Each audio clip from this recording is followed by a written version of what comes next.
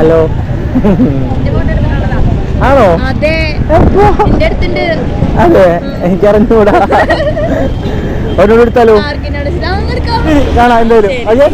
ശരി ശരി. നാടോടി പൂന്തിങ്കൾ മുടിയിൽ ചൂടി നവരാത്രി പുള്ളോർക്കുടമുള്ളിൽ മീട്ടി കണിക്കൊന്ന പൂ മണിക്കമ്മലണിഞ്ഞു പുളിയിലക്കര കസവും കൊടുത്തു പുഴയുന്നൊരു നാടൻ പെണ്ണായോ.